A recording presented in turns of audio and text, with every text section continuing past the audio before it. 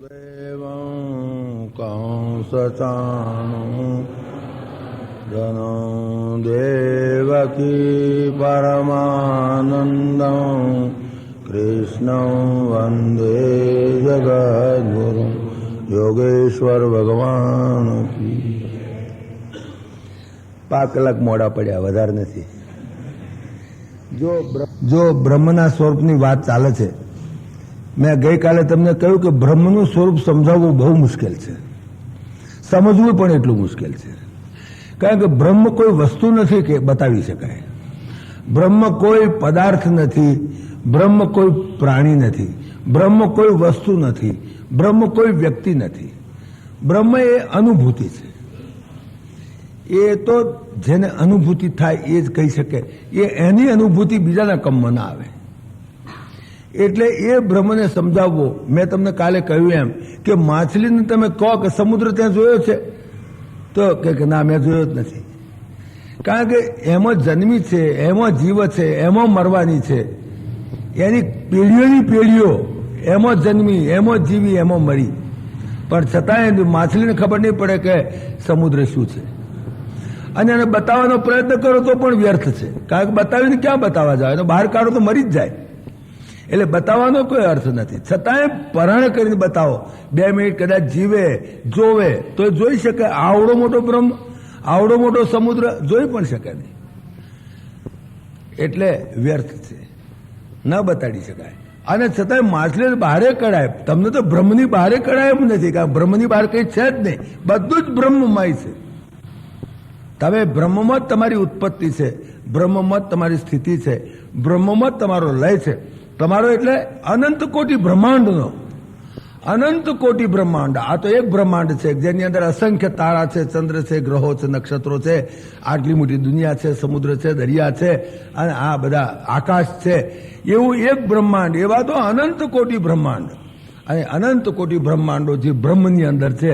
હવે એ બ્રહ્મને તમે તો માછલી કરતા હલકા છીએ, કેવી રીતે બતાવાય? So it is difficult. એક વખત એક દેડકી કૂવામાં રહેતી હતી, પ્રસિદ્ધ દાખલો છે, તમે જાણો છો। કૂવામાં પેલું માટલું પાણીનું નાખ્યું, નીકળી ગયા, અંદર દેડકીનું બચ્ચું બહાર આવી ગયું, કૂવાની બહાર આવીને જોયું તો મોટો બળદ્યો, એવડો મોટો બળદ્યો જોયો, પેલું દેડકીનું બચ્ચું બિચારું બી ગયું, એકદમ પાછું જઈને પડ્યું કૂવામાં। એની માને કહે છે કે મેં બળદ્યો જોયો, કેવડો જોયો? તો કે આવડો મોટો, એનું પેટ બહુ મોટું હતું। પેલી દેડકી કે કેવડું? આવડું? તો કે ના એથી મોટું। આવડું? તો કે ના એથી મોટું। પેલી દેડકી પેટ ફૂલાઈ કરે, દેડકી પેટ ફૂલાવે કે આવડું હતું? ના એથી મોટું। આવડું? તો કે ના એથી મોટું। આવડું? તો કે ના એથી મોટું। છેવટે દેડકીનું પેટ ફસકાઈ ગયું, પણ બળધ્યા જેવડું પેટ થાય, દેડકીનું પેટ બળધ્યા જેવડું થાય। એટલે it is bigger than the biggest that you can ever imagine. Brahman is bigger than the biggest that you can ever imagine, and at the same time it is smaller than the smallest that you can ever imagine। અણો રણિયાન મહતો મહિયાન, એ જે શબ્દ વાપર્યો છે વેદાંતની અંદર, મોટું મોટું મોટું, કેટલું મોટું? Infinite, infinite. અને નાનું નાનું નાનું કેટલું? કે શૂન્ય, બસ। પૂર્ણમદઃ પૂર્ણમિદમ પૂર્ણાત પૂર્ણમુદચ્યતે પૂર્ણસ્ય પૂર્ણમાદાય પૂર્ણમેવાવશિષ્યતે, એવડું મોટું। અને નાનું કેટલું? શૂન્યમદઃ શૂન્યમિદમ શૂન્યાત શૂન્યમુદચ્યતે શૂન્યસ્ય શૂન્યમાદાય શૂન્યમેવાવશિષ્યતે, બસ। Bigger than the biggest that you can ever imagine and smaller than the smallest that you can ever. અર્જુને જોયો પરમાત્માને પૂર્ણમદઃ પૂર્ણમિદમ, જ્યારે બુદ્ધે જોયો પરમાત્માને શૂન્યમદઃ શૂન્યમિદમ, બસ। જેણે કોઈએ શૂન્ય જોયો તો ત્યાં જ એનું ઉભો રહ્યો, કોઈએ પૂર્ણ જોયો તો પણ ત્યાં જ એનું ઉભો રહ્યો। આ બ્રહ્મ, હવે આ બ્રહ્મનું સ્વરૂપ કેમ સમજાવાય? પણ છતાંય તમે જુઓ કે આપણા શાસ્ત્રોએ, આપણા સંતોએ, વ્યાસ જેવાય, સુખદેવજી જેવાય, એણે પ્રયત્ન કર્યો છે, દેખાડવા પ્રયત્ન કર્યો છે, છતાંય બ્રહ્મને દેખાડવા માટે અનેક ઉપમાઓ, અનેક દાખલાઓ, અનેક દલીલો બધી કરી છે, ઘણી, જો કે ટૂંકી પડે બધી, કોઈ પણ દાખલો બરાબર પૂરો તો નહીં જ આવે। બ્રહ્મને બતાવવા માટે પૂરું તો કશું માપ આવે જ નહીં, કે કેટલો મોટો છે કે એને પૂરા માપથી ના માપી શકાય। જે દામોદર લીલા આવે છે શ્રીમદ ભાગવતના દશમ સ્કંધમાં, એ દામોદર લીલાનું આખું રહસ્ય આ છે કે જશોદા ગમે તેટલો બાંધવા પ્રયત્ન કરે પણ બ્રહ્મને કેવી રીતે બધા 3 આગળ ટોકો જ પડે, 3 આગળ ટોકો જ પડે, એટલે એને બાંધી શકાય નહીં. એટલો મોટો બ્રહ્મ, બ્રહ્મનો શબ્દનો અર્થ જ એ છે. બ્રહ્મ એટલે બૃહદ, બૃહદ, અત્યંત બૃહદ, એનું નામ બ્રહ્મ. બ્રહ્મ શબ્દ એવી રીતે પડ્યો છે. પણ છતાંય તે દામોદર લીલાની અંદર વ્યાસ નારાયણે ટ્રાય કર્યો છે સમજાવવા માટે કે ગમે તેટલો તમે ટ્રાય કરશો એને માપવા હારું, એને માપી શકાય નહીં, બિલકુલ બિલકુલ માપી શકાય નહીં. જ્યાં ચાદર ટૂંકી છે ત્યાં માથું ઓઢવા જાઓ ટોંટિયા ઉગાડા થઈ જાય, ટોંટિયા ઢોંકવા જાઓ તો માથું ઉગાડું થઈ જાય. ચાદર જ મુદ્દે ટૂંકી છે, એ કોઈ માપ નથી એનો. આવો અમાપ બ્રહ્મ, પણ એને સમજાવવા પ્રયત્ન કર્યો. પણ એ સમજાવવા જે પ્રયત્ન કર્યો આપણા શાસ્ત્રોએ એ અંગુલી નિર્દેશથી કર્યો. અંગુલી નિર્દેશ એ શબ્દ ઇમ્પોર્ટન્ટ છે. અંગુલી નિર્દેશ. ચોગાનમાં બધા માણસો ઉભા હોય, 1000, 2000, 500, 200 માણસો, 200 માણસ ઉભા હોય ચોગાનમાં. જો ભાઈ બીજનો ચંદ્ર દેખાતો નથી, પેલા કંઈક મને દેખાતો નથી, પેલા કંઈક મને દેખાતો નથી. એમાં એક જ જણો જોઈ ગયો કે હા મેં જોયો, એ રહ્યો પેલો બીજનો ચંદ્ર. હવે એને જોયો પણ બીજા બધાને નથી દેખાતો. એટલે બે અમને નથી દેખાતો, જો મને દેખાય છે આ રહ્યો એક. કોઈ વ્યાસ જેવાને, કોઈ સુખદેવજી જેવાને દેખાયો બીજનો ચંદ્ર. હવે એ બધાને બતાવવા પ્રયત્ન કરે પણ કે ચંદ્ર એમ કંઈ દેખાડાય છે, કેટલી મહેનત કરવી પડે. પછી એને સમજણ પાડે કે અહીંયા તું અહીંયા તારે ચંદ્ર જોવો છે, બરાબર અહીં મારી પાસે આય, ઠીક અહીંયા. જો તને પેલો સામે લીમડો દેખાય છે તો હા લીમડો દેખાય છે, ઠીક. લીમડાને જે થળિયું છે એ થળિયાની આજુબાજુ જે ડાળીઓ છે એમાં જમણી બાજુની ડાળી તને દેખાય છે તો હા એ મને દેખાય છે. એ જમણી બાજુની જે ડાળી છે એની ઉપર પેલું એક પાંખડું છે ઉપરનું, એ તને દેખાય છે તો કે હા એ મને દેખાય છે. એ પાંખડા ઉપર 3 પાંદડા છે તને દેખાય તો કે હા 3 પાંદડા દેખાય છે. એમાં પેલું પીળું પાંદડું દેખાય તો કે હા પીળું દેખાય છે. બસ એ પીળું પાંદડું ત્યાં ચંદ્ર છે, ત્યાં જ. અને પેલો બરાબર જિજ્ઞાસાથી જ્યાં ઝીણવટથી જોવે તો બરાબર પીળા પાંદડા આગળ ચંદ્ર દેખાય. હવે પીળા પાંદડાને ચંદ્રને તો લાખો માઇલનું છેટું છે. પીળા પાંદડાને ચંદ્રને લાખો માઇલનું છેટું આવે છતાં પેલો એમ સમજાવે કે પીળા પાંદડા આગળ છે ચંદ્ર, અને પેલા ફટ દેખે છે હા દેખાયો દેખાયો મને ચંદ્ર દેખાયો. એમ અંગુલી નિર્દેશથી આપણા શાસ્ત્રોએ અને સંતોએ આપણી પર કૃપા કરી અને આપણે બતાવવા પ્રયત્ન કર્યો છે. અને જેને જિજ્ઞાસા છે, જેને જાણવું છે, જેને આંખ તાણવી છે એને દેખાય. પછી અમથા બેઠા બેઠા કથા વાંભર્યા કરે એને ના દેખાય. બાકી જેને ખરેખર જોવું છે એને દેખાય. પણ અંગુલી નિર્દેશથી દેખાય છે. બહુ ડિફિકલ્ટ છે બ્રહ્મને સમજાવવું. એ બ્રહ્મને હવે આપણે સમજાવવા પ્રયત્ન કરીએ છીએ. બ્રહ્મ શું ચીજ છે એ આપણે પહેલું નક્કી કરીએ. વોટ ઇઝ બ્રહ્મ? મેં તમને શરૂઆતમાં કહ્યું બ્રહ્મ કોઈ પ્રાણી નથી, પદાર્થ નથી, વસ્તુ નથી, વ્યક્તિ નથી. તો બ્રહ્મ શું છે? કંઈક કમ્પેરિઝન આપો, કંઈક સમજાવો. બ્રહ્મને સમજાવાય એવું કંઈક તો સાધન, કંઈક તો કમ્પેરિઝન આપવું પડે ને. જો કે કમ્પેરિઝન ગમે તે આપીશ તો ટૂંકું પડવાનું છે, તો પહેલેથી કહી દીધું. પણ છતાંય કંઈક કમ્પેરિઝન હું આપું જે શાસ્ત્રોએ આપેલું છે. તો શાસ્ત્રોએ જે કમ્પેરિઝન આપ્યું છે કે તમે જુઓ કે પાવર હાઉસ છે આ તમારું, આ બરોડાનું power house, electricity power house. Electricity power હાઉસમાં નરી એનર્જી, નરો પાવર, નરી ઇલેક્ટ્રિસિટી જનરેટ થયેલી છે. Store house of electricity. તો એ ચેતના, એ ચૈતન્ય, એ જે ઇલેક્ટ્રિસિટી પાવર હાઉસમાં જેવી રીતે ઇલેક્ટ્રિસિટીનો રિઝર્વાયર છે, જેવી રીતે સમૂહ છે, એવી રીતે આ બ્રહ્મ છે. દેટ બ્રહ્મ is the reservoir of all energies. જે કંઈ ચૈતન્ય છે, જેટલું ચૈતન્ય, એ ચૈતન્યનો ઓઘ, એ ચૈતન્યનો સાગર, એ ચૈતન્યનો રિઝર્વાયર, દેટ ઇઝ બ્રહ્મ. બ્રહ્મ એટલે ચૈતન્યનો સાગર. બસ તમામ ચૈતન્ય એ માત્ર the total energy, that is absolute energy, that is બ્રહ્મ. બ્રહ્મ means absolute energy, total energy. હવે એ જે ચૈતન્ય છે એ ચૈતન્યમાંથી, એ બ્રહ્મના ચૈતન્યમાંથી ચૈતન્ય પ્રાપ્ત કરી અને સૂર્ય પ્રકાશ આપી શકે છે. નહીં તો સૂર્ય નકામો છે.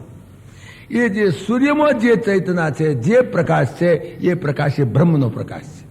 જે ચૈતન્યમાંથી ચૈતન્ય પ્રાપ્ત કરી અને સૂર્ય પ્રકાશ આપી શકે છે, જે ચૈતન્યમાંથી ચૈતન્ય પ્રાપ્ત કરી અને અગ્નિ ગરમી આપી શકે છે, જે ચૈતન્યમાંથી ચૈતન્ય પ્રાપ્ત કરી અને ચંદ્ર શીતળતા આપી શકે છે, જે ચૈતન્યમાંથી ચૈતન્ય પ્રાપ્ત કરી અને પૃથ્વી ધારણ કરી શકે છે, જે ચૈતન્યમાંથી ચૈતન્ય પ્રાપ્ત કરી અને પાણી વહે છે, જે ચૈતન્યમાંથી ચૈતન્ય પ્રાપ્ત કરીને હવા ચાલે છે, જે ચૈતન્યમાંથી ચૈતન્ય પ્રાપ્ત કરીને તમામ ચૈતન્યવંત જેટલા પ્રાણી પદાર્થ વસ્તુ વ્યક્તિ છે એની અંદર જે કંઈ ચૈતન્ય દેખો છો એ તમામ ચૈતન્ય પરમાત્માનું બ્રહ્મનું ચૈતન્ય. બસ બ્રહ્મમાંથી ચૈતન્ય મેળવીને, નહીં તો અગ્નિ ટાળો છે, કાંઈ નથી. પણ એ ચૈતન્યમાંથી ચૈતન્ય પ્રાપ્ત કરે છે તો અગ્નિ ગરમી આપી શકે છે. એ ચૈતન્યમાંથી ચૈતન્ય પ્રાપ્ત કરે તો સૂર્યપ્રકાશ આપી શકે. યદા આદિત્ય ગતમ તેજો જગત ભાષય તે ખિલમ યત ચંદ્રમસી યત અગ્નૌ તત્તેજો વિદ્ધિ મામકમ. ભગવાને કહ્યું બધું મારું તેજ છે, એ બધી મારી શક્તિ છે. I am the total energy from which all energy is generated. એ તમામ એનર્જી, તમને જેટલું એનર્જી દેખાય છે સંસારમાં, જેટલું તમને ચૈતન્ય દેખાય છે સંસારમાં, જેટલા પદાર્થો ચેતનવંતા દેખાય છે તમારામાં, મારામાં, આનામાં ગમે તે, જેટલું ચૈતન્ય છે એ સમગ્ર ચૈતન્ય, જે સમગ્ર વિશ્વની અંદર રેલાયેલું પડેલું છે એ તમામ ચૈતન્ય બ્રહ્મનું ચૈતન્ય. એટલે Brahman is the reservoir of all energies. યદ આદિત્ય ગતમ તેજો જગત ભાષય તે ખિલમ યત ચંદ્રમસી યત અગ્નૌ તત્તેજો વિદ્ધિ મામકમ. અને ગામા વિશ્વ ભૂતાની, અને ગામ એટલે પૃથ્વી. પૃથ્વીમાં હું ધારણ કરાવું છું. હું પૃથ્વીમાં જે ચેતના છે તમને ધારણ કરી રાખી શકે છે પૃથ્વી, એ ચેતના મારી. ગામા વિશ્વ ભૂતાની ધારયામી અહમ ઓજસા પુષ્ણામી ચ ઔષધિ સર્વા સોમો ભૂત્વા રસાત્મક અહમ વૈશ્વાનરો ભૂત્વા પ્રાણીનામ દેહમાશ્રિતા. હું વૈશ્વાનર અગ્નિ તરીકે દરેક પ્રાણીના શરીરની અંદર બિરાજમાન છું. અને તમે દૂધપાક પૂરી લબાલબ ખાવ છો ને, એ બધું આખી રાત બેસીને હું પચવું છું અને એમાંથી લોહી અને મળ જુદા પાડી દઉં છું. ને તમે શું દાઢ મારો છો? તમે તો દૂધપાક પૂરી ખાઈને હુંતા, પણ પછી કોણે કર્યું એ બધું? તમે શું કરો છો? એ જે ચૈતન્ય છે એ ચૈતન્ય લીધે કરીને ને તમે તો ઊંઘી ગયા. લ્યો, પછી આખી રાત શ્વાસોશ્વાસ કોણ ચલાવે છે? તમે ચલાવો છો. આ શ્વાસોશ્વાસ તમે ચલાવો છો. જો ચલાવતો લ્યો 5 કલાક બંધ કરો. જો તમે ચલાવતો ના ચલાય, ના બંધ થઈ શકે. અને બંધ થઈ જાય ચાલુ કરો, લ્યો, ના થઈ શકે. આ જે તમે નથી ચલાવતા, બિલકુલ નહીં. તમારી તાકાત બહારની વાત છે. એ શ્વાસોશ્વાસ તમે નથી ચલાવતા, પણ જે ચલાવે છે ધેટ ઇઝ બ્રહ્મ. ધેટ ઇઝ બ્રહ્મ. તમે આ શરીરની અંદર છાતીના ધબકારા ચાલે છે, ધબકારા કોણ ચલાવે? તમે ચલાવો છો. જો તમે ચલાવતા જ કરી દો બંધ હતા, લ્યો 5 કલાક. અરે તરત જ ઉચકીને મોહણો મેલી આવવા પડે, તમને રખાય. તમે બંધ પણ કરી શકતા નથી, અને બંધ થાય તો તમે ચાલુ પણ કરી શકતા નથી. કોણ કરે છે? ધેટ ઇઝ બ્રહ્મ. તમે તો આ નાડીઓની અંદર લોહી વહે છે, એ લોહી તમે વહેવડાવો છો. તમારા શરીરની અંદર કેટલા માઇલની મુસાફરી કરે છે. એક દિવસમાં તમારા શરીરની નાડીઓની અંદર લોહી કેટલા માઇલની મુસાફરી કરે? કોદાળ માપો તો ખરા, નવરાશ મળે તારે. તો એ લોહીની એ નદી, એ જે બધી નાડીઓમાં લોહી વહેવડાવે છે, કોણ વહેવડાવે છે? દેટ ઇઝ બ્રહ્મ. અગર તો તમે રાત્રે હોઈ ગયા, દૂધપાક પૂરીને, ગાંઠિયા ચટણીને, આ છે બાજરીનો રોટલો, જે કંઈ ખાવ તે, દૂધપાક ખાઓ કે બાજરીનો રોટલો ખાઓ, ઇટ ઇઝ ઇમેટિરિયલ. પણ છતાંય અંદર આખી રાત ચર્નિંગ કરી અને સવારમાં જુઓ તો મળ અને લોહી જુદા પાડી દે. એ તમે કરો તો ખરા? કરી તો જુઓ. અરે પેશાબ બંધ થઈ જાય તો ડાક્ટર 50 રૂપિયા લે છે પેશાબ કરાવવાના, સમજ્યા? તે તમે મફત કરો છો દાડમ 10 વાર. વિચાર કરો કે કેટલા પૈસા આલો આપણે. આ તો મને ખબર છે કે મારે એક સંબંધી પેશાબ બંધ થઈ ગયેલો, રાડ્યો પાડે, પેશાબ બંધ થઈ ગયો. ડાક્ટર પાસે ગયો, બેટા 50 રૂપિયા પડાયા. એટલે મેં કહ્યું એક વખતના 50 રૂપિયા તું પડાવતો તો મોત આવે અમારું, દાડમ 10 વાર અમારે તો. પણ એ જે અપાન વાયુ જે ધક્કા મારીને એ તમારા મળને બહાર ખેંચી નાખે છે, એ અપાન વાયુ એ જે ધક્કા મારીને તમારા મળ અને પેશાબને જુદા પાડીને હેઠા પાડી દે છે, એ કોણ કરે છે? ધેટ ઇઝ બ્રહ્મ. આ બ્રહ્મને ક્યાં ખોળવા જવાનો બહાર છે? આ રહ્યો, અહીં જ છે. તમે તો ઊંઘી ગયા, પણ એ બધું કામ કોણ કરે છે? ધેટ ઇઝ ચૈતન્ય. એ ચૈતન્યનો મહાસાગર ધેટ ઇઝ બ્રહ્મ. આ બ્રહ્મને ઓળખો કઈ અઘરી વાત ચાલ્યો. આ રહ્યો તમારી પાસે, બધાની પાસે છે. એક રાતમાં કેટલું કામ કરે છે, વિચાર કરો. મેં એક જર્નલમાં વાંચેલું, મેડિકલ જર્નલ હતો જો કે, એની અંદર એક જણે એના સ્ટેટિસ્ટિક્સ આપેલા, એણે હિસાબ આપેલો કે એક રાતમાં તમારા ઓઝરીની અંદર પાચન કરીને એ વૈશ્વાનર અગ્નિ એ તમારા અન્નને એને બરાબર એને સિન્થેસિસ કરી બરાબર કરી અને એમાંથી લોહી અને મળ જે જુદા પાડે છે.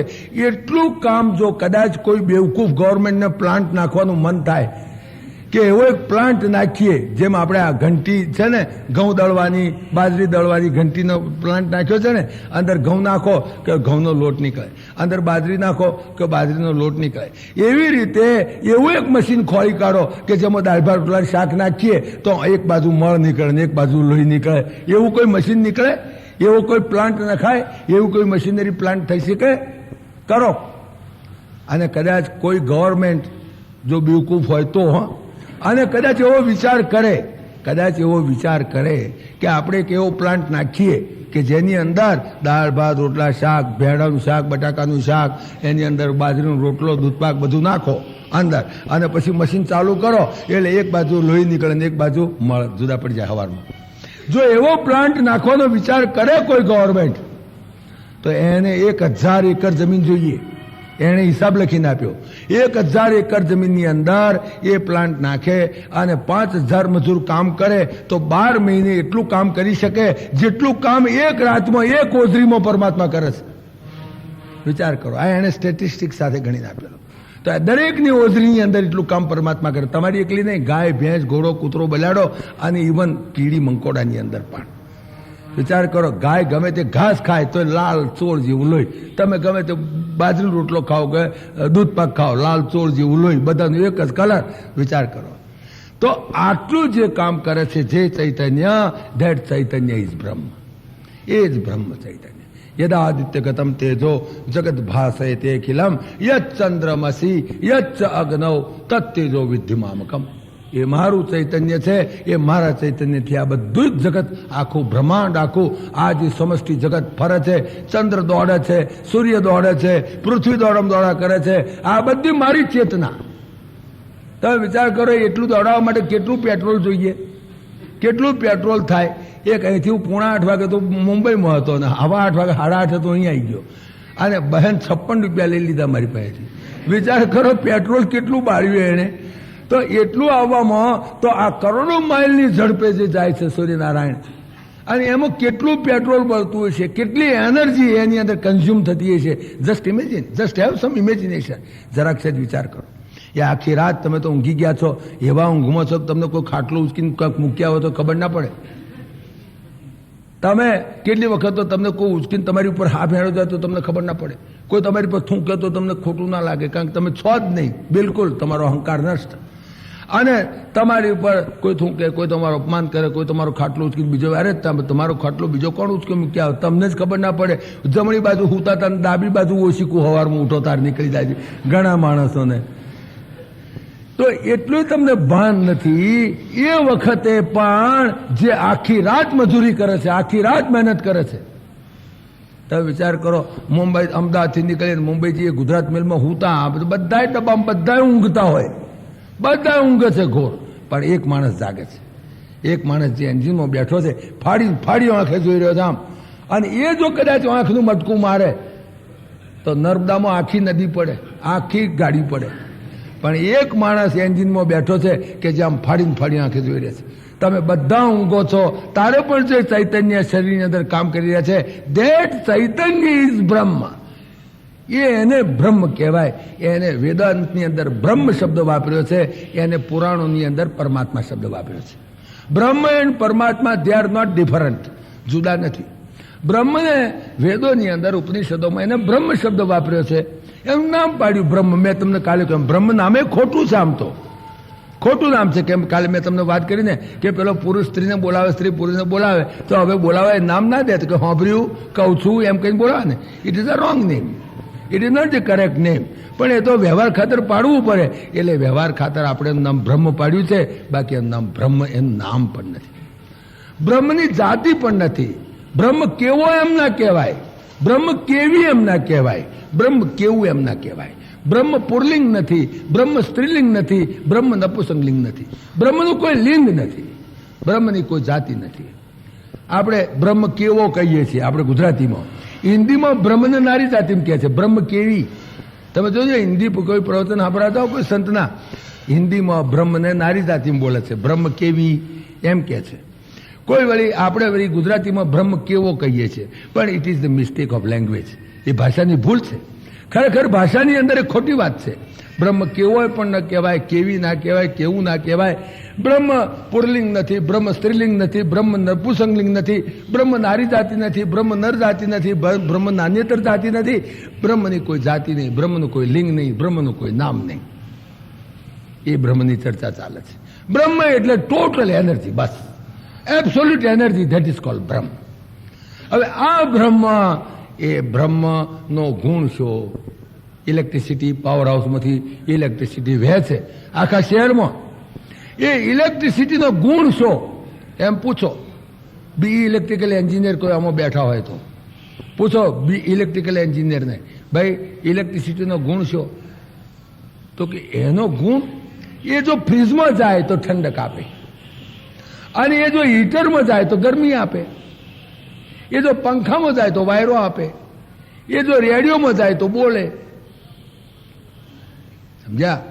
એ જો માઇકમાં જાય તો અવાજ મોટો કરે. એ જે ઇન્સ્ટ્રુમેન્ટમાં દાખલ થાય એ ઇન્સ્ટ્રુમેન્ટના ગુણધર્મને પકડે. સ્વયં પોતાનો કોઈ ગુણ નહીં, પણ એ જે ઇન્સ્ટ્રુમેન્ટમાં દાખલ થાય ધી મેનિફેસ્ટેશન ઓફ ધેટ ગુણ.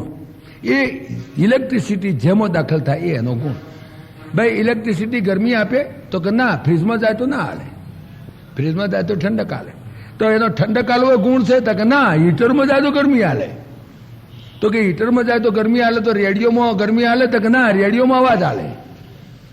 તો કે પંખામાં વાયરો હાલે, એમાં અવાજ ના હાલે. અને ટ્યુબલાઇટમાં જાય તો લાઇટ આપે.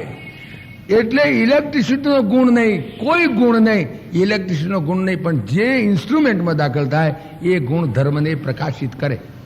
એ ગુણધર્મને પ્રકાશિત કરે, જે તમામ ગુણના ધર્મને પ્રકાશિત કરે, તમામ ઇન્સ્ટ્રુમેન્ટ્સના ગુણધર્મને પ્રકાશિત કરે, એનો સ્વયં પોતાનો કોઈ ગુણ હોઈ શકે નહીં. ધેરફોર બ્રહ્મ ઇઝ નિર્ગુણ. બ્રહ્મ નિર્ગુણનો અર્થ એમ નહીં, ઘણા માણસો નિર્ગુણ શબ્દ અર્થ સમજ્યા નથી. નિર્ગુણ એટલે કશો ગુણ જ નહીં એનામાં, એવું નહીં.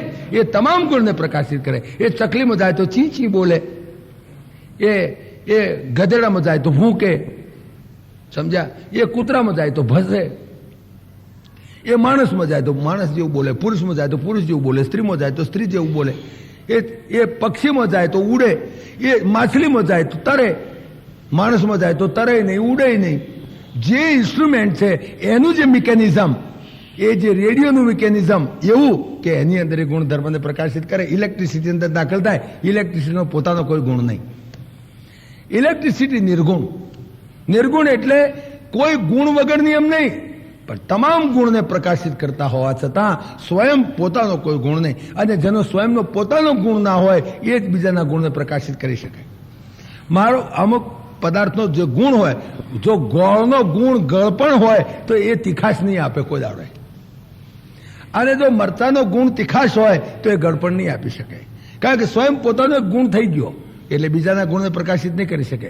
જ્યારે બ્રહ્મ ઇલેક્ટ્રિસિટી એનો પોતાનો ગુણ નહીં, નિર્ગુણ. નિર્ગુણ એટલે ગુણ રહિત નહીં, ગુણ વગરનો નહીં, પણ બીજાના ગુણને પ્રકાશિત કરે. સર્વેન્દ્રિય ગુણાભાસમ સર્વેન્દ્રિય વિવર્જિતમ. ભગવદ્ ગીતાનો 13મો અધ્યાય, 13મા અધ્યાયની અંદર બ્રહ્મના સ્વરૂપનું વર્ણન કર્યું છે. સર્વેન્દ્રિય ગુણાભાસમ સર્વેન્દ્રિય વિવર્જિતમ. તમામ ગુણ ધર્મને પ્રકાશ. એ આંખમાં જાય તો જોવે, એ જ ચૈતન્ય જો કાનમાં જાય તો સાંભળે, એ જ ચૈતન્ય જો જીભમાં આવે તો સ્વાદ કરે, એ જ ચૈતન્ય જો સ્પર્શેન્દ્રિયમાં જાય તો સ્પર્શેન્દ્રિયનું સુખ ભોગવે, એ જ ચૈતન્ય ઘ્રાણેન્દ્રિયમાં જાય તો સૂંઘી શકે. એ ચૈતન્ય જે ઇન્સ્ટ્રુમેન્ટ છે એ ઇન્સ્ટ્રુમેન્ટના ગુણધર્મને પકડે. તમામ ઇન્દ્રિયો પોતાની નહીં હોવા છતાં તમામ ઇન્દ્રિયોના ગુણધર્મને પ્રકાશિત કરે. એનું નામ નિર્ગુણ. નિર્ગુણ શબ્દ આપણે ઘણી વખત ખોટી રીતે સમજીએ છીએ. નિર્ગુણ એટલે ગુણ વગરનો, બિલકુલ ગુણ નહીં, એમ નહીં. સર્વેન્દ્રિય ગુણાભાસમ સર્વેન્દ્રિય વિવર્જિતમ અસક્તમ સર્વભૃત્સૈવ નિર્ગુણમ ગુણભોક્તૃ ચ બહિરંતસ્ય ભૂતાનામ અચરમ ચરમેવ ચ સૂક્ષ્મત્વાતદ અવિજ્ઞેયમ દૂરસ્થમ ચ અંતિકે ચ તદ અવિભક્તમ ચ ભૂતેષુ વિભક્તમિવ ચ સ્થિતમ. Even though it is undivisible, it appears to have been divided. અવિભક્તમ ચ ભૂતેષુ વિભક્તમિવ ચ સ્થિતમ. આમ તો અવિભક્ત છે, અનડિવિઝિબલ. આકાશ અનડિવિઝિબલ છે, આકાશના કકડા થાય નહીં, પણ છતાંય તે કોઈ લોટાનું આકાશ, કોઈ ઘડાનું આકાશ, કોઈ માટલાનું આકાશ, કોઈ કોઠીનું આકાશ, કોઈ મકાનનું આકાશ, કોઈ મહાઆકાશ. એમ આકાશના કટકા થયેલા દેખાય તમને. 100 ઘડા મળ્યા તો 100 ઘડામાં આકાશ જુદું જુદું દેખાય. આ પીળા માટલાનું આકાશ, આ ધોળા માટલાનું આકાશ, આ લાલ માટલાનું આકાશ, આ પિત્તળના માટલાનું આકાશ, આ ચાંદીના માટલાનું આકાશ, આ તાંબાના માટલાનું આકાશ, એ બધા આકાશ ડિવાઇડેડ થયા દેખાય, પણ છતાંય તે એ અવિભક્ત છે. અવિભક્ત હોવા છતાં આ તમામ માટલાઓની અંદર એ વિભક્ત થયેલું દેખાય છે, બાકી છે એક જ ચૈતન્ય રેલાલું પડેલું છે. એટલે ભગવદ્ ગીતાના 13મા અધ્યાયની અંદર જે બ્રહ્મના ક્વોલિફિકેશન્સ આપ્યા છે, તમે નસીબદાર હો તો ઉઘાડીને વાંચજો. 13મા અધ્યાયની અંદર અવિભક્તમ ચ ભૂતેષુ વિભક્તમિવ ચ સ્થિતમ. આ બધા પેરાડોક્સિકલ સ્ટેટમેન્ટ છે. તમે જુઓ, બધા વિરોધાભાસી છે. એક એક વિશેષણ પરમાત્માનું, એક એક વિશેષણ બ્રહ્મનું, એ બધા વિરોધાભાસી, એકબીજાની વિરુદ્ધ. સર્વેન્દ્રિય ગુણાભાસમ સર્વેન્દ્રિય વિવર્જિતમ. તમામ ઇન્દ્રિયોના ગુણને પ્રકાશિત કરે, છતાં સ્વયં પોતાનો કોઈ ગુણ નહીં, છતાં પોતાનું કોઈ ઇન્દ્રિય નહીં. બધી ઇન્દ્રિયોને પ્રકાશિત કરે, બધી ઇન્દ્રિયોની ચેતનાને પ્રકાશિત કરે ચૈતન્ય, પણ છતાંય તે પોતાની કોઈ ઇન્દ્રિય નહીં. સર્વેન્દ્રિય ગુણાભાસમ સર્વેન્દ્રિય વિવર્જિતમ. ગોસ્વામી તુલસાજીએ રામાયણમાં પણ આનું વર્ણન કર્યું છે. નિર્ગુણ નિરાકાર બ્રહ્મનું પ્રતિપાદન કર્યું છે. બેનું પદ ચાલે સોનાય બેનું કાના. પગ નથી પણ ચાલે છે, એને પગ જ નથી. બ્રહ્મનો કોઈ આકાર નથી. બેનું પદ ચાલે સોનાય બેનું કાના. કાન નથી પણ સાંભળે છે. બેનું પદ ચાલે સોનાય બેનું કાના. અને બેનું કર્મ કરે બેદિનાના. હાથ નથી પણ તમામ કર્મ કરે. બેનું પદ ચાલે સુનાય બેનું કાના. અને બેનું કર્મ કરે બેદિનાના. અને આનંદ રહિત સકલ રસ ભોગી. મુખ નથી પણ તમામ રસને ભોગવે. તો એક રસને રસોવઈ સહ, રસોવઈ બ્રહ્મનું સ્વરૂપનું વર્ણન કરે. રસોવઈ સહ રસ ભીના રાય રણછોડ. અમે ભજન ગઈએ ત્યાં ડાકોરમાં, રસ ભીના રાય રણછોડ વસો મારા રોદિયામાં. તમે ગાતા હશો ભજન, ખબર છે. બેનું પદ ચાલે સોનાય બેનું કાના. બેનું કર્મ કરે બેદિનાના. આનંદ રહિત સકલ રસ ભોગી. બેનું વાણી બકતા બળ જોગી. વાણી નથી પણ બધું બોલી શકે. તાનું બેનું પારસ નયન બેનું દેખા. શરીર નથી પણ બધાને સ્પર્શ કરી શકે. આંખ નહીં પણ બધું જોઈ શકે. He can see everything and anything. તાનું બેનું પરસ નયન બેનું દેખા. અને ગ્રસઈ ગ્રાણ બેનું બાસ અશેખા. એને ગ્રાણેન્દ્રિય નથી પણ તમામની વાસ લઈ શકે. કોઈ ઇન્દ્રિય નથી, તમામ ઇન્દ્રિયોને પ્રકાશિત કરે, સ્વયં પોતાની કોઈ ઇન્દ્રિય નહીં. બેનું પદ ચાલે સોનાય બેનું કાના. અને બેનું કર્મ કરે બેદિનાના. આનંદ રહિત સકલ રસ ભોગી. બેનું બાણી બકતા બળ જોગી. તનું બેનું પરસ નયન બેનું દેખા. અને ગ્રસઈ ગ્રાણ બેનું બાસ અશેખા. અસી સબ ભાંતિ અલૌકિક કરણી. મહિમા જાસુ જાય નહીં બરણી. એવી અલૌકિક કરણી જેના મહિમાનું તમે વર્ણન શું કરી શકો. એ બ્રહ્મના મહિમાનું વર્ણન આપણે કરીએ છીએ. બ્રહ્મને કોણ સમજાઈ શકે? જેને સર્વેન્દ્રિય ગુણાભાસમ. સર્વેન્દ્રિય છે. ઇલેક્ટ્રિસિટીનો કયો ગુણ? ઇલેક્ટ્રિસિટી નિર્ગુણ. નિર્ગુણ એ રેડિયોમાં જાય તો અવાજ આપે, પણ ટ્યુબલાઇટમાં જાય તો અવાજ ના આપે, પ્રકાશ આપે. પણ ટ્યુબલાઇટમાં પ્રકાશ આપે, પંખામાં જાય પ્રકાશ ના આપે, પવન આપે. પણ પ્રકાશ પવન આપે, પંખામાં જાય તો આપે. ફ્રીજમાં જાય પવન ના હાલે, ફ્રીજમાં ઠંડક હાલે. પણ ઠંડક ફ્રીજમાં હાલે, પણ હીટરમાં જાય ગરમી હાલે. એટલે તમામ ગુણોને પ્રકાશિત કરે. જે ઇન્સ્ટ્રુમેન્ટ છે, એનું જે મિકેનિઝમ છે, એ મિકેનિઝમને, મિકેનિઝમ તો ઇન્સ્ટ્રુમેન્ટનું, બ્રહ્મનું નહીં. બ્રહ્મનું કઈ મિકેનિઝમ નહીં. બસ. પણ એનું મિકેનિઝમ જે છે એ પ્રમાણેના ગુણધર્મને પ્રકાશિત કરે, દેટ ઇઝ બ્રહ્મ. પણ પોતે સ્વયં નિર્ગુણ, સ્વયં નિર્ગુણ. ઉપનિષદોની અંદર પણ આ જ વર્ણન કર્યું છે. અપાણીપાદો જવનો ગૃહિતા. અપાણીપાદ, જેને પગ નથી, જેને હાથ નથી. અપાણીપાદો જવનો ગૃહિતા પશ્યત્ય ચક્ષુ સશૃણોત્ય કર્ણ. પશ્યતિ અચક્ષુ સશૃણોતિ અકર્ણ. કર્ણ નથી પણ સાંભળે. કેટલું ઝીણું સાંભળે. ચીંટી કે ઘૂંઘર બાજે વો બી સાહેબ સુનતા હૈ. કીડી તમે જોઈ છે ને? હા, કીડીના પગ જોયા છે? મેં નથી જોયા. કીડીના પગ કેવડા હોય તમે જોયા છે? મેં નથી જોયો હજુ સુધી. કીડી હાથમાં ઊંધી કરું તો કે જતી રે મારી. એ કીડીબાઈ અને એના જે પગ, અને કીડીબાઈ ચોકસી બજારમાં જાય અને ઝોઝર લાઈન પહેરે અને છુમછુમ કરતા કીડીબાઈ હેડે તો એનો અવાજ પણ ભગવાન સાંભળે. ચીંટી કે પગ ઘૂંઘર બાજે વો બી સાહિબ સુનતા હે. એટલા જેના કોણ હળવા છે વિચાર કરો. તમે સાંભળી શકો કીડીબાઈને ઝોઝર પહેર્યા હોય ને હેડે તો એનો અવાજ તમને સંભળાય? એને સંભળાય. અપાણીપાદો જવનો ગૃહિતા પશ્યતિ અચક્ષુ સશૃણોતિ અકર્ણ. સશૃણોતિ અકર્ણ. કર્ણ નથી હો, કાન નથી, પણ બધું સાંભળી શકે. એનો સ્વયં પોતાનો ગુણ નહીં. એટલે બ્રહ્મનો પહેલો ક્વોલિફિકેશન શું? બ્રહ્મ નિર્ગુણ. હવે બ્રહ્મના સ્વરૂપના એક પછી એક ક્વોલિફિકેશન આપણે જોઈએ છીએ. હો, બ્રહ્મ એટલે બ્રહ્મ ઇઝ નિર્ગુણ. ઇલેક્ટ્રિસિટીનો કોઈ ગુણ પૂછો.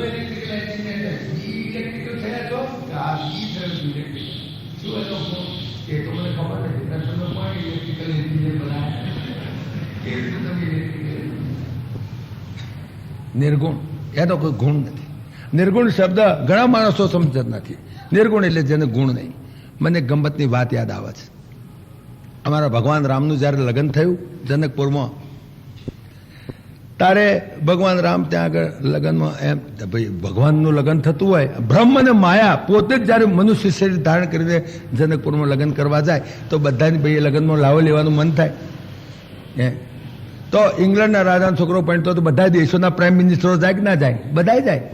એમ જ્યારે ભગવાનનું લગ્ન થતું હોય અને જાનકી જગદંબા પરાત્પર બ્રહ્મની પરમ શક્તિ અને એ બ્રહ્મનું લગ્ન થતું હોય તો દેવોને પણ લાલસા થાય કે અમે જઈએ. પણ આ તો પૃથ્વી ઉપર તો અવાય કેવી રીતે દેવ શરીરથી? એટલે એ લોકો બધા દેવો મનુષ્ય શરીર ધારણ કરીને આવ્યા, બોડી ઇન કાર્ડેટ.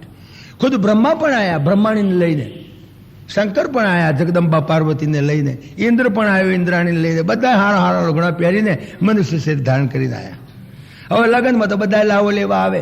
બધા કોઈ ઓળખે નહીં. જો કે એમને કાંઈક મનુષ્ય શરીર ધારણ કરીને આવેલા. પેલા જોનવાળા એમ સમજે કે મોડવાવાળા આવે છે, મોડવાવાળા એમ સમજે કે જોનવાળા આવે છે. અને જનકપુરમાં કોણ પૂછે? લાખો માણસની મેદની હજારો માણસો આવેલા. હવે તો આગળ કોણ પૂછે કે આ જોનવાળા તમે છો કે મોડવાવાળા છો? બધા ફરે અંદર. ફક્ત ભગવાન રામ ઓળખે કે આ બ્રહ્મા છે, આ બ્રહ્માણી આયા છે, આ ઇન્દ્ર છે, ઇન્દ્રાણી આયા. જાનકીજી ઓળખે બધાને. ભગવાન રામ અને જાનકીજી ઓળખે કે બ્રહ્મા તમે આયા છો ને. હારું, જય શ્રી કૃષ્ણ, જય શ્રી કૃષ્ણ કરે. બધા દેવો કે મારા આજ તમારા લગ્નમાં આવ્યા છે દર્શન કરવા, તમારો બહુ સારું સારું થયું, હેડો લગ્ન કરો. તો ખુદ વેદો પણ આવેલા. વેદો પણ બોડી ઇન્કાર્નેટ શરીર ધારણ કરીને આવેલા વેદો. હવે જયારે ભગવાનનું લગ્ન થયું, લગ્ન રાતે થયેલું, આતાની માફક બપોરે નહીં. કાંઈક 6 થી 9 જવાનું થાય ને પાછી ઉતાવળ હોય.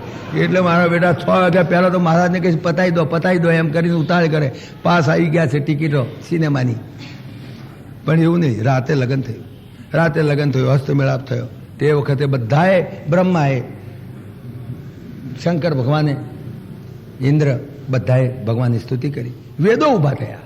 વેદો જ્યારે બ્રહ્મનું પ્રતિપાદન કરે, બ્રહ્મની સ્તુતિ કરે, ત્યારે એ તો નિર્ગુણ નિરાકારની સ્તુતિ કરે. કારણ કે બ્રહ્મમાં તો નિર્ગુણ નિરાકારનું જ પ્રતિપાદન. એટલે બ્રહ્મોએ ઉભા થઈ અને દેવોએ સ્તુતિ કરી. પછી આ એમણે વેદોએ સ્તુતિ કરી. નિર્ગુણમ, નિષ્ક્રિયમ, નિરાવલંબમ, અજમ એવું બધું બોલ્યા છે. કારણ બધા qualification they are all in negative. Brahman is always defined in negative, never in positive. બ્રહ્મના જેટલા વિશેષણો છે બધા નેગેટિવ. નિર્ગુણમ, નિષ્ક્રિયમ, નિરાવલંબમ, નિરાકારમ, અજમ, આ બધા જેટલા બ્રહ્મ is never defined in positive. એક આ નિયમ. કારણ કે આ નહીં કરતા કરતા નિયતિ કઈ બેદ પુકારા, બધું નેગેટિવમાં. એટલે એ લોકોએ એમનું વર્ણન કર્યું. નિર્ગુણ છે, તમે તો નિરાકાર છો, નિર્ગુણમ નિષ્ક્રિયમ, તમે નિષ્ક્રિય છો. પછી નિરાવલંબમ, આ બધા ક્વોલિફિકેશન એમના. નિરાવલંબમ, અજમ એટલે અજન્મા, ખરું કે નહીં? આ પ્રમાણે વેદોએ એમની સ્તુતિ કરી. નિષ્ક્રિયમ નિર્ગુણમ નિરાવલંબમ એમ બોલ્યા છે. બધા તો સાંભળે, એમને ખબર નહીં કે આ વેદો બોલી રહ્યા છે. થયું, લગ્ન પતી ગયું. બિરદાર હવારમાં પછી એવો નિયમ હોય છે, તમારામાં છે કે મને ખબર નથી, પણ બિરદાર હવારમાં પછી જમાઈ રાજને હાહુ કહાર ખાવા બોલાવે, સમજ્યા ને? સાસુ બિરદાર જમીન બોલાવવાનો, કસાર ખાય તો કંસાર ખવડાવીને ઘોડો આપે, વીંટી આપે. એવું મને સોને ના શું આલ્યું મને ખબર નથી, પણ આલ્યું હોય છે કે હારો સોનાનો દાગીનો આલ્યો હોય છે. પણ કંસાર જમવા માટે જમાઈને બોલાયા. ચારે જમાઈ પાછા, 4 છોડીઓ 4 જમાઈ. અમારા રામજી, લખનલાલજી, ભરતલાલજી, શત્રુઘ્ન ચારે જમાઈ જમવા બેઠા. ત્યારે એમાં એવો નિયમ હોય છે, તમારાની મને ખબર નથી પણ એવો નિયમ હોય છે કે જે વખતે જમાઈ જમવા આવે, કંસાર જમવા આવે, ત્યારે પેલી જે કન્યા હોય એની બહેનપણીઓ એ વરરાજાની મશ્કરીઓ કરે, એના જોડો હંતાડી દે, એની મશ્કરીઓ કરે, એવું બધું કરે. તો આ અમારા ભગવાન રામજી, લખનલાલજી બધા ચારે જમાઈ જમવા બેઠા, કંસાર જમતા હતા લબાલબ. અને એવામાં પેલી જાનકીજીની બહેનપણીઓ આ ભગવાનની મશ્કરીઓ કરવા માંડી. અને મશ્કરીઓમાં શું કહેતી હતી? મશ્કરી કરવા માંડી કે અરે અમારો જનક રાજો બચારો બહુ ભોળો, એનામાં કંઈ અક્કલ નહીં, જમાઈ ખોળતો ના આવડ્યો બરાબર, હારો જમાઈ ના ખોળ્યો. આ જાનકીજીની બહેનપણીઓ, અમને ખબર નહીં. અરે કોઈ પણ બાપ જ્યારે એની છોડી માટે જમાઈ ખોળવા નીકળે તો એટલું તો જોવું જોઈએ ને કે ભાઈ જમીનામ ગુણ છે કે નથી, જમીનામ કેટલા ગુણ છે એ તો જોવું જોઈએ કે નહીં? હવે અમારો જનક રાજા ભોળો બચારો, એને કંઈ એવું પૂછ્યું ને કે જમીનામ કેટલા ગુણ છે, અને અમને ખબર નહીં. પણ આ લગ્ન થઈ ગયું તે વખતે વેદોએ સ્તુતિ કરી, એમાં તમારું પોલ બહાર પડી ગયું, એમાં તમારો ભંડો ફૂટી ગયો. એ તો બોલ્યા કે નિર્ગુણ છે, એનામાં એકેય ગુણ જ નથી. અરે રામ રામ, આ તો બહુ ખોટું થયું. જનક રાજાને ખોળતો ના આવડ્યું, જમાઈ આવો ખોળી લાયા, જેનામાં એ કંઈ ગુણ જ બળ્યો નથી. હવે એવો તમે, અને અમારી જાનકી, એનામાં તો બધાય ગુણ, કારણ કે તો માયાનું સ્વરૂપ છે. સત્વગુણ, રજોગુણ, તમોગુણ, તમામ ગુણો એના છે, માયાના ગુણો છે. સત્વગુણ, રજોગુણ, તમોગુણ તો માયાના ગુણો છે. માયાની ખાણી, તમામ માયાના બધા ગુણો તો પરમાત્માએ જાનકીજીની અંદર, પરમાત્માની ચિત્ત શક્તિ, અનન્ય શક્તિ, અખંડ શક્તિ, અમોઘ શક્તિ. તો આ છોડીઓ કહેવા માંડી કે અમારે જમાઈ ખોળતા ના આવડ્યું, અમારી છોડી, અમારી બહેનપણી તો બિચારી કંકાવટી જેવી છે, એનામાં તો બધા ગુણ છે, અને તમે તો હાવ ગુણ વગરના છો, હાવ નિર્ગુણ છો. તમે, અમને ખબર નહીં. આ તો તમારું પોલ બહાર પડી, પેલા લોકોએ સ્તુતિ કરી, તાર ખબર પડી કે તમારે મેં કંઈ ગુણ નથી. અમારો ઘણો જીવ બળે છે. શું થાય હવે? આ લગ્ન થઈ ગયું અને અત્યારે છૂટાછેડાનો કાયદો નહીં, એટલે શું થાય? બહુ અમારો જીવ બળે છે. એમ બધી છોડીઓ ભગવાનની મશ્કરી કરવા માંડી. અમારા ભગવાન રામ પાછા મર્યાદા પુરુષોત્તમ, એ પાછા બોલે નહીં.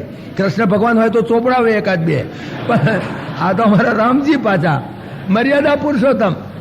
એ તો મરક હસતા જાય, કહાર ખાતા જાય, છોન બોલતી મારા બાપનું શું થાય છે, મારું તો થઈ ગયું. એટલે ભગવાન રામે તો કંઈ જવાબ ના આલ્યો. એટલે પેલી વધારે બોલવા માંડી, પેલી વધારે પછી મશ્કરીઓ કરવા માંડી. કે છે કે અમને ખબર નહીં, પણ જનક રાજા એને જમાઈ ખોળતો બરાબર ના આવડ્યો. એટલીસ્ટ કોઈ પણ બાપ એની છોડી હારો જ્યારે છોકરો ખોળવા જાય તો એટલું તો જોવે કે નોકરી કરે છે કે નહીં, વેપાર કરે છે કે નહીં, કંઈ કામ ધંધો કરે છે કે નહીં, શું પગાર લાવે છે, કંઈ કામ ધંધો, નોકરી, વેપાર કંઈ કરે છે. પણ હવે અમને તો ખબર નહીં. પેલા બોલ્યા કે નિષ્ક્રિયમ, કંઈ કરતો જ નથી, બિલકુલ નિષ્ક્રિયમ.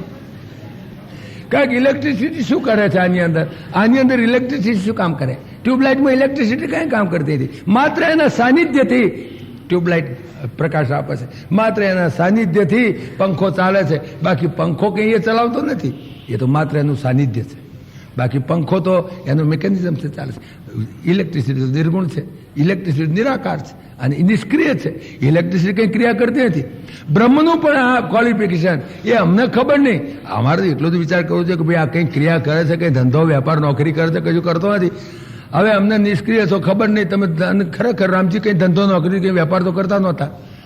હવે શું થશે? અમારી છોડીને તો ફ્લેટ જોઈએ, ફિયાટ જોઈએ, ફોન જોઈએ, હાડીઓ જોઈએ. હવે આ ધંધો નોકરી નથી કરતો, પગાર નહીં લાવતો, શું ખવડાવશે? અમારી છોડીને બચારીને વનમાં રખડવું પડશે, દંડ કાઢીને મને બધે કાકા ધંધો નોકરી કંઈ કરતો નથી. અમારો તો બહુ જીવ બળે છે, પણ શું થાય હવે? લગ્ન થઈ ગયું એટલે હવે શું ને, પહેલું જાણ્યું હોત તો અમે તો લગ્ન જ ના થવા દે. આવું બધું પેલી છોડીઓ બોલવા માંડી. તો અમારા રામજી તો ચૂપ રહ્યા, હું મરવા દો ને સોને બોલતી હો. આપણે આપણી મેરે કાર ખાવામાં ભણ રાખવાનું ભાઈ, એ તો કાર ખાતા. પછી પેલી વધારે બોલવા માંડી કે અરે જમાઈ ખોળવા નીકળે તો એટલું તો જોવું જોઈએ કે જમાઈને કોઈ અવલંબન છે કોઈનું. એને કાકો કલેક્ટર હોય, એનો મામો મિનિસ્ટર હોય તો એને કંઈક સારી નોકરી વરગાડે, કંઈક સારું લાયસન્સ અપાવે, કંઈક સારી ભાગીદારીમાં કંઈક ધંધામાં નાખે. કોઈ કાકો કલેક્ટર હોય, કોઈનો મામો મિનિસ્ટર હોય, કંઈક અવલંબન હોય તો. પણ આ તો પેલા વેદો બોલ્યા કે નિરાવલંબમ, કોઈ અવલંબન નહીં. બિલકુલ બ્રહ્મના ક્વોલિફિકેશન નિષ્ક્રિયમ, નિર્ગુણમ, નિરાવલંબમ, કઈ અવલંબન નહીં, કઈ નહીં. આટલા અનંત કોટી બ્રહ્માંડને ઉત્પન્ન કરે. અરે એક ખુરશી કરવી હોય તો લાકડું જોઈએ, વહોળો જોઈએ, પેલું હથોડી જોઈએ, પેલો શું છે ચોલણીયું જોઈએ, કેટલું બધું જોઈએ. આ તો કંઈ પણ સાધન સિવાય નિરાવલંબમ, કોઈ પણ અવલંબન કર્યા સિવાય માત્ર સંકલ્પ માત્રથી અનંત કોટી બ્રહ્માંડને ઉત્પન્ન કરે. એ અર્થ નિરાવલંબનનો. પણ આ છોડીઓ તો મશ્કરીઓ કરવી છે ને, એટલે કહે છે કે અમારે તો જમાઈ રાજને કશું અવલંબન પણ નથી. અરે રામ રામ, શું થશે? અમારી છોડી બચારી બહુ દુઃખી થશે. આમ પેલી છોડીઓ બકબક કરવા માંડી. ભગવાન રામ તો બહુ મર્યાદા પુરુષોત્તમ, તો બોલે નહીં, પણ અમારા લખનલાલજી જરા ગુસ્સાવાળા ખરા હો. શેષ નારાયણનો અવતાર, એ તો એકદમ ગુસ્સામાં આવી ગયા. ચબાબલીઓ શું બોલ બોલ કરે છે? એકદમ ગુસ્સો થઈ ગયા. જો ભાઈ બોલ બોલ નહીં કરવાની, આગળ હકે ખાવા દો કાર. તમે સમજો છો? તમારો જીવ બોલતો જાઓ, ફોક જાઓ, લગન ફોક. પેલી તો વિચાર ગીસ કહી ગઈ કે ફોક કેવી રીતે? કેમ ફોક જ કહેવાય તારે? કારણ કે અમારા ભગવાન રામ તો અજન્મા છે. અજ તમે સાંભળ્યું નહોતું તે અજન્મા છે. એ તો એ દેહધારી નથી, છતાં તે એ દેહી બન્યા. અમારા ભગવાન દેહી બન્યા, દેહધારી બન્યા. અને તમારી દીકરી છે વિદેહી, કારણ કે વિદેહ રાજાની દીકરી વિદેહી. તો દેહીનો કોઈ દાડો વિદેહી સાથે લગ્ન થાય જ નહીં. માટે આ લગ્ન થયું જ નથી, માટે ફોક માનજો. પેલી છોડીઓ ગભરાઈ કે આ તો ઊંધું વાગ્યું મારું બેટું, આ તો ઊંધું જ વાગ્યું. મુખ્ય વાત શું છે કહેવાની આની અંદર કે બ્રહ્મના જે વિશેષણો છે એને કેટલી વખત આપણે બરાબર સમજ્યા નથી.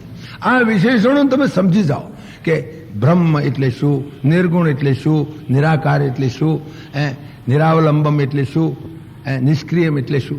નિષ્ક્રિય એટલે અત્યંત ક્રિયાશીલ. નિષ્ક્રિયનો અર્થ એમ નહીં પડ્યો રે, જડ નહીં. નિષ્ક્રિય એટલે it has got velocity at the highest point. Highest velocity ઉપર હોય ત્યારે નિષ્ક્રિય કહેવાય. ભમેડો જ્યારે એની હાઈએસ્ટ વેલોસિટી ઉપર ફરતો હોય ત્યારે આપણે કંઈક ભમેડો ઊંઘે છે, નથી કહેતા? ભમેડો ઊંઘે છે.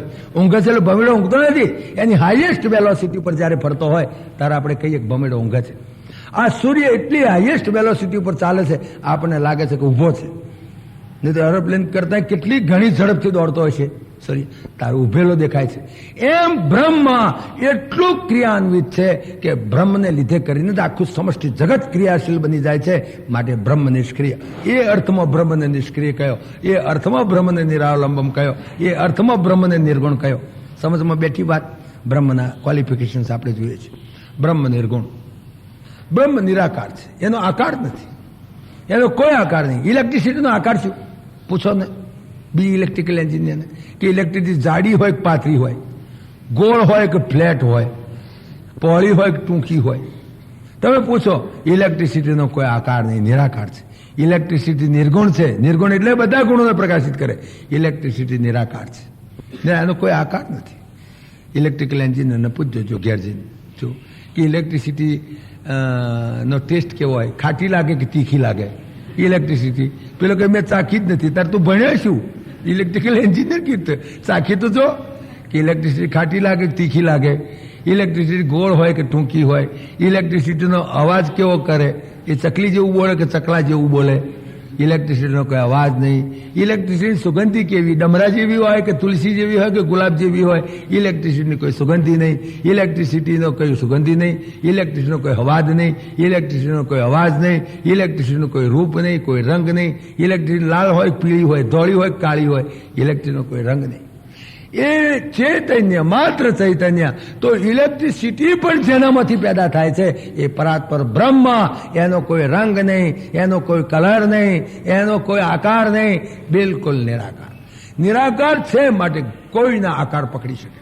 તમામ આકાર જે પકડી શકે સ્વયં પોતે નિરાકાર.